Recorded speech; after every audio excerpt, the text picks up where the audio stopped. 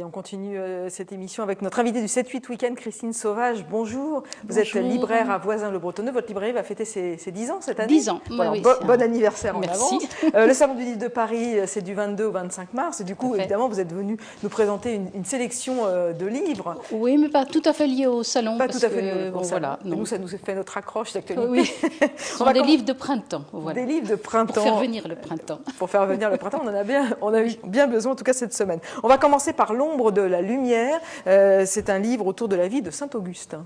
Oui, alors bon, on dit saint. Bon. Moi, je dis Augustin aujourd'hui, parce que Claude Pujadt-Renaud.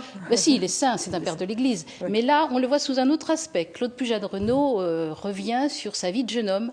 Un jeune homme qui aimait bien la vie, le vin, les femmes, le jeu, enfin bon, un bon vivant, et qui avait une compagne toute jeune, dont il était follement amoureux, et qu'il a donc gardée pendant 15 ans, dont il a eu un fils.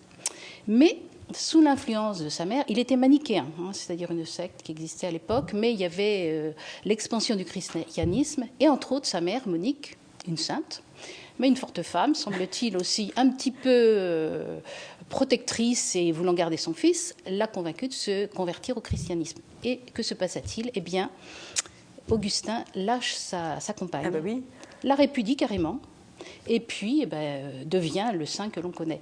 Et Claude Pujadt-Renaud met en lumière en fait la vie cachée de Saint-Augustin. Mais Claude Pujadt, avec l'élection d'un nouveau pape, on va peut-être découvrir des choses sur la vie cachée de nos saints. Non, mais c'est vrai que là, Claude Pujadt-Renaud met en lumière cette femme, cette très jeune femme, dont on connaît l'existence et qui a totalement disparu du jour où Augustin s'est converti.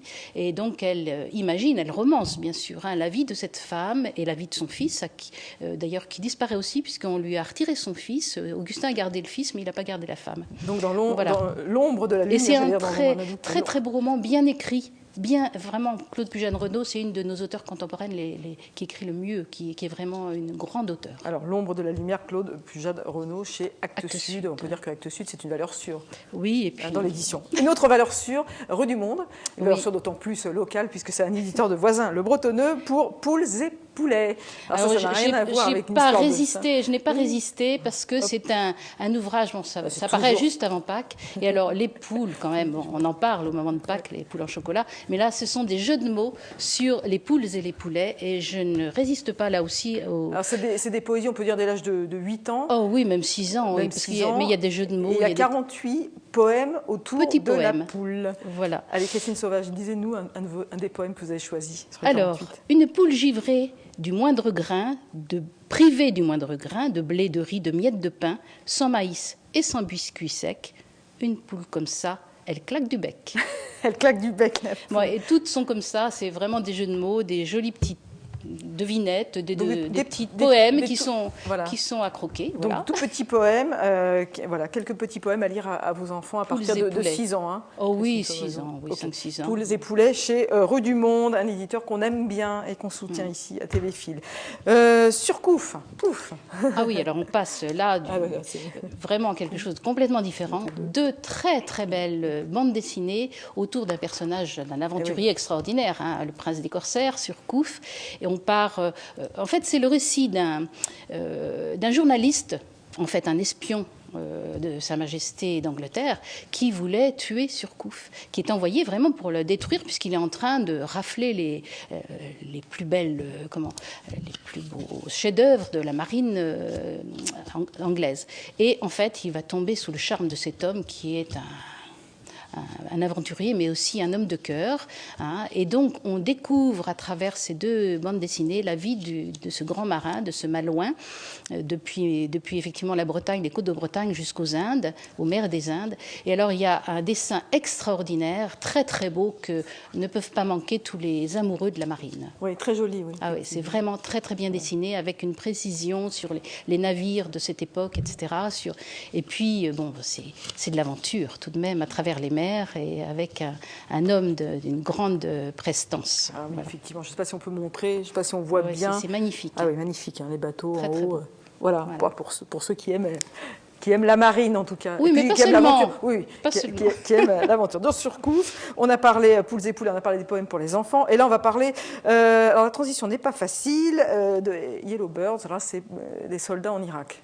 Alors un des premier vraiment roman autour effectivement de la guerre en Irak, avec le retour et le récit d'un soldat qui a vu mourir, enfin 2 jeunes qui sont partis, lui a vu mourir son compagnon qui était presque son frère, 21 et 18 ans, qui découvre cette guerre terrible, et comme toutes les guerres, et qui ne s'en remettra jamais, et qui ne peut pas oublier celui qui l'a laissé là-bas. Et qui arrive à survivre, mais qui survit mal. Alors, dites-nous, pour donner envie aux gens de lire ce livre, parce que c'est pas évident, on n'a pas forcément envie de se plonger dans une histoire comme ça. Oui, mais c'est un récit d'amitié aussi, de solidarité. C'est un récit aussi où on voit les soldats qui se serrent les coudes, et puis en face, bon, c'est vrai, les politiques qui ne perçoivent pas tout ce qui se vit au quotidien. Et c'est vraiment le quotidien de ces jeunes gens, mais qui sont très attachants, et en même temps qu'on voit petit à petit complètement détruits, et qui arrivent difficilement à se reconstruire quand ils reviennent dans la vie de tous les jours, le quotidien. Oui, ça on en a parlé de la difficulté. Et on oublie aussi ce quotidien de ces vétérans, ces jeunes vétérans qui vont traîner cette vie, cette espèce de mémoire tranchée toute leur vie. Donc Kevin Powers, Yellow Birds, sur la guerre en Irak et la douleur, notamment la guerre en Irak. Une autre douleur, celle de Françoise Giroud, histoire d'une femme libre. En gros, c'est un manuscrit qui est resté inédit pendant une 50aine d'années, c'est ça ? Volontairement. Volontairement, parce qu'il touchait à l'intime, parce qu'il touchait à des personnages connus, parce que Françoise Giroud était un peu aussi une icône féministe, journalistique, et que c'était un moment vraiment de très grande faiblesse de cette femme qui a eu un grand pouvoir dans le journalisme. Qu'est-ce qui lui est arrivé justement en 1960 ? Eh bien, en 1960, elle tente de se suicider, et elle y parvient presque. Après une déception amoureuse énorme, puisqu'elle était la compagne de Servan Schreiber, et que, après des difficultés dans ce couple, qui n'était pas uni par le mariage, mais enfin qui existait et qui avait créé l'Express, eh bien, elle se retrouve sans travail et surtout, lâchée par Servan Schreiber, qui lui préfère une femme avec laquelle il peut avoir un enfant. Ouais. Et François Giroud ne pouvait plus. Une vraie douleur de femme, une vraie de femme blessée, et une femme qui prendra tous les moyens pour essayer de reconquérir cet homme, des moyens terribles d'ailleurs, dont parle dans un autre livre Alix de Saint-André, qui fut son amie.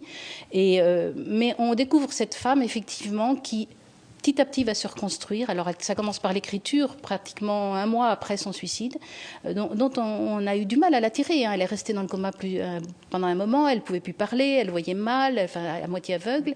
Elle a vraiment vécu quelque chose de terrifiant.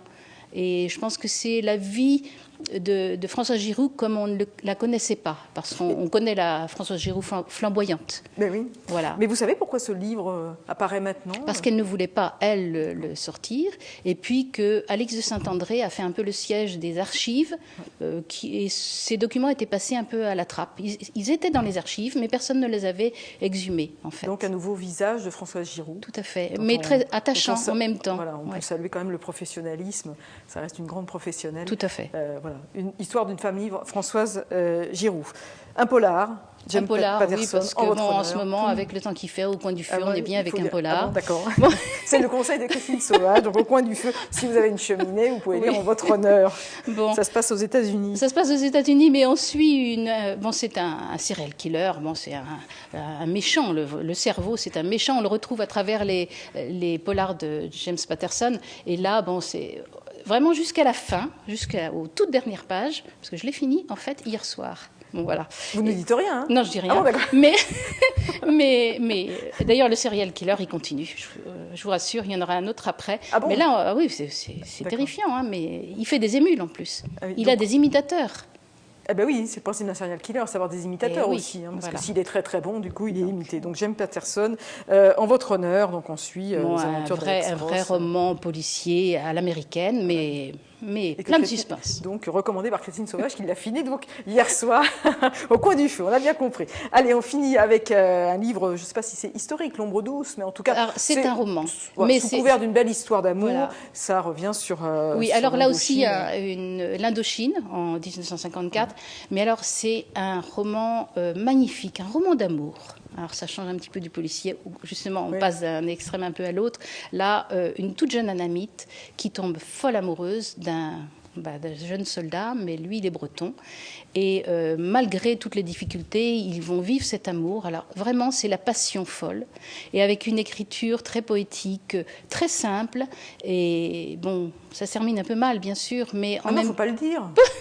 Ah bah non, vous n'avez pas donné la fin du polar, vous n'avez pas donné la fin de l'ombre. Non, mais c'est vraiment la rencontre de deux civilisations, deux cultures, et en même temps ce que l'amour peut faire découvrir justement malgré ces différences de culture, de vision du monde. Une belle histoire d'amour, L'ombre douce entre... Et chez Viviane Ami, alors toujours des trouvailles, hein, Viviane Ami. Elle aussi, un peu comme Actes Sud, elle trouve des auteurs qui sont un peu inconnus, même carrément inconnus, et qu'on découvre à travers une écriture magnifique. D'accord. Merci pour votre sélection de livres. Merci d'être venu sur ce plateau.